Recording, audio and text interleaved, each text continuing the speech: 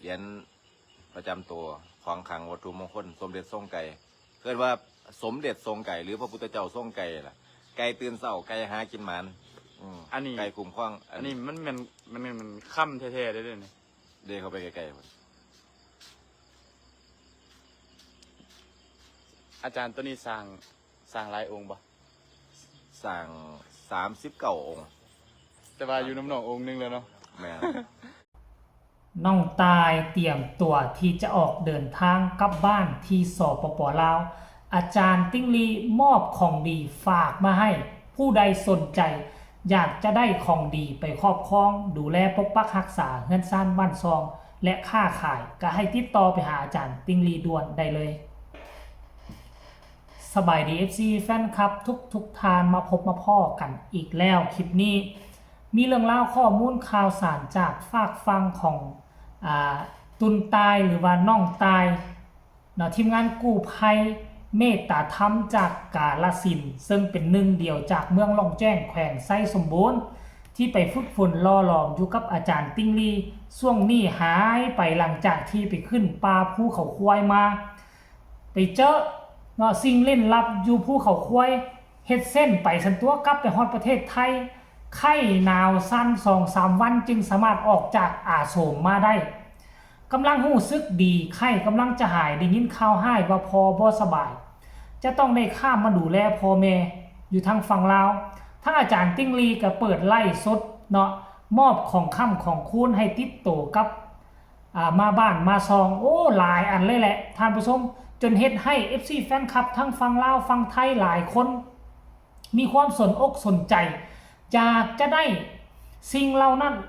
มาเป็นสิ่งที่ยึดเหนี่ยวจิตใจหลายคนก็ทักไปหาว่าอยากได้อาจารย์ติ้งลีก็เลยบอกว่าผู้ใดอยากได้ให้ทักมาหีบด่วนก่อนที่ตุนตายจะออกเดินทางจากกาฬสินธุ์เด้อผู้ใดอยู่ในแล้วเส้นทางที่น้องตายพัดผ่านกายไปสามารถสั่งได้อาจารย์จะส่งไปให้กับตุนตายก็สิได้นำเอามาแล้วก็มาลัดอยู่ตามเส้นทางที่ตุนตายผ่านเลยขั้นกรณีว่าอยู่หม่องอื่นที่บ่เกี่ยวข้องกับเส้นทางก็คืออาจารย์บอกโอ้มันยากในการนำส่งว่าจะให้ตุนตายนำออกมาเนาะแล้วก็พระองค์นี้สร้างมาเพียงแต่39 องค์มอบให้ตุนตายไป1 องค์แล้วอาจารย์ติ้งลีน่าจะเก็บเอาไว้จักองค์2 องค์ก็เหลือบ่เพียงแต่เท่าใดองค์ทำสมบ่หลายได้บ่หลายถ้าผู้ใดอยากได้ก็คือเมื่อวานนี้อาจารย์ติ้งลีไล่สดแจ้งข่าวเปล่าประกาศเกี่ยวข้องกับเรื่องของตุนตายจะกลับบ้านกลับซองนั่นแหละคันบ่ได้สนใจแล้วมันหีบกิ้งก้างไปค่อยก็บ่แน่ใจว่ามื้อนี้บ่ตุนตายมาน่าจะเป็นมื้อนี้แหละตุนตายน่าจะมาเรียบร้อยแล้วบ่ทุกคนเลยเนาะรายละเอียดจะเป็นแนวใดอยากให้ทุกคนไปฟังจากปากอาจารย์ติ้งลีกับน้องตายเมืองล่องแจ้งพร้อมๆกันเลยว่าของดีสิ้นนี้มีสรรพคุณแนวใดมันดีแนวใดเอาไปแล้วมันจะช่วยเกื้อหนุนทรงชีวิตการเป็นอยู่ของผู้ที่บูชาเอาไปแนวใดให้ทุกคนไปฟังจากปากของอาจารย์ติ้งลีในคลิปนี้เลยทุกคนเชิญไปชมพร้อมๆกันเลยเหรียญประจำตัวของขลังวัตถุมงคลสมเด็จทรงไก่เกิดว่าสมเด็จทรงไก่หรือพระพุทธเจ้าทรงไก่ล่ะไก่ตื่นเช้าไก่หากินหมันอันนี้ไก่คุ้มครองอันนี้มันค่ำแท้ๆได้เลยเนี่ยเดินเข้าไปไกลอาจารย์ตัวนี้สร้างหลายองค์บ่สั่ง39 องค์แต่ว่าอยู่น้ำหนององค์นึงแล้วเนาะแม่ อาจารย์กะว่าคักเนาะโอ้อันนี้เว้าโยอยู่ครับ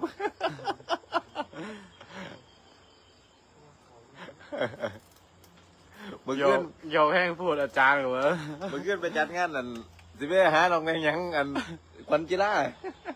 เมื่อคืนไปจัดงานมันงานวันเกิดในลูกได้โอ้เมื่อคืนมาสิได้มานั่งเบิ่งลูกโอ้ห่วยอีหลีมากระดาษมันเต้นนานเบิ่งว่าเราจานมากับบีบออันจักเด้อครับเบิ่งจังหวะโอกาสก่อนน้องป้าไม่ลูกสาวเด้อจ้า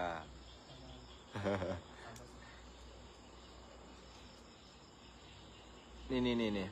เอาไม้มาให้เพิ่นเบิ่งอาจารย์บรรยายเลยอาจารย์อันนี้เป็นพระที่ผมสร้างขึ้นมานะครับเป็นมวลสาร แร่เหล็กไหลกับบ่อยากบอกเข้ามาเหล็กไหลเป็นแร่ประกายเพชรนะครับแร่ประกายเพชรยาจินดามณีฝังตะกุดต้องค่ำทั้งหนากับปิดค่ำมือกันค่ำแท้แต่ว่าเฮ็ดออกมาแค่39 องค์มอบให้น้องตายเป็นพระประจำตัวเมื่อเพิ่นยกขันคู่ฝากตัวเป็นศิษย์เป็นเครื่องป้องกันภัยใส่ยันต้นพระพุทธศาสนาเป็นสมเด็จทรงไกรหรือพระเจ้าทรงไกรไก่หากินหมานเมตตามหานิยมแขวขาดคงกระพันปลอดภัยนี่ครับเห็นว่าผมสั่งพาผมสั่งเทละบ่หลายจานขอตัวขาวตัวนี่ขาวนี่หรือขาวนี่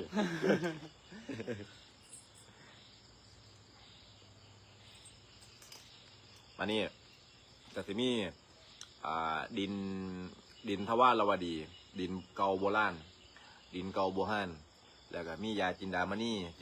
เนี่ยมนต์เรียกทรัพย์นะครับที่เฮ็ดไว้อันของใต้ว่าที่เอากลับไปติดตัวไปบ้านน้ำอยู่พันทางพี่น้องFCทางลองแจ้งไส้สมบูรณ์นครหลวงเวียงจันทร์ผู้ใดสิรับทางเพิ่นขอบูชากับบูชาเพิ่นได้เด้อ เห็นบ่ทุกคนนี่คือของดีที่ทุกคนควรนำไปบูชาเอาไว้เนาะของที่อาจารย์ติ้งลีสร้างสรรค์ขึ้นมานี่ก็เรื่องแล้วแต่ความเชื่อส่วนบุคคลผู้ใดเชื่อก็เอาผู้ใดบ่เชื่อก็บ่ต้องเอาแต่ว่าของที่อาจารย์สร้างสรรค์มาส่วนใหญ่แล้วจะบ่ค่อยมีอยู่ในสำนักอื่นเนาะอาจารย์ติ้งลีนี่ไปสัมผัสด้วยตนเองไปพบพ่อด้วยตนเองแล้วจึงมาสร้างซึ่งเป็นของดีที่อาจารย์เคารพนับถือสำหรับคนอื่นถ้าหากว่ามีจิตใจใส่ศรัทธามีความศรัทธาในเครื่องของที่อาจารย์ว่ามานั่นก็สามารถบูชานักอาจารย์ไปไว้เป็นสิ่งที่ยึดเหนี่ยวจิตใจก็แล้วกันเด้อทุกคนเนาะสำหรับน้องตายก็คงจะเดินทางมาฝั่งลาวนี่ก็ห่วยก็ยังน้อยๆก็สิมาอยู่เป็นทิศพุ่นละที่ติดตามดูแลเบิ่งแย่งอาการของพ่อของตนเองเนาะอย่างน้อยๆก็น่าจะ4-5 มื้อหรือเป็นอาทิตย์พุ่นละก็มาเบิ่งว่าการเดินทางของตุนตายนี่สิออกแต่พุ่นมาตอนจักโมงแต่ปัจจุบันนี่ค่อยคิดว่าคันว่าเดินทางมื้อนี้น่าจะออกมาแล้วแหละปัจจุบันนี้น่าจะฮอดด่านแล้วแหละตามที่ค่อยคาดคะเนเอาไว้อันนี้คือเรื่องราวของตุนตายหายไป3 วันก็มาแจ้งข่าวเปล่าประกาศให้รับให้ฮู้ผู้ใดอยากพบอยากเจอก็ให้ติดตามอย่างใกล้ชิดการเคลื่อนไหวของน้องตายเดินทางมาฮอดเวียงจันทน์จอนจักโมงแล้วสินอนอยู่เวียงจันทน์บ่สิได้ไปพบเป็นพ่อกันครับเท่ามืดบ่สิได้ไปกู้ภัยสายผู้เขาควายบ่ก็ให้ทุกคนกดไลค์กดแชร์เอาไว้ก็แล้วกันเด้อทุกคนขอคนละ1 ไลค์1 แชร์ที่สำคัญฝากกดติดตามอย่ากดข้ามโฆษณาพอกันใหม่ในคลิปหน้าขอลาทานผู้ชมเป็นเพียงซ้ำนี้ก่อนสบายดี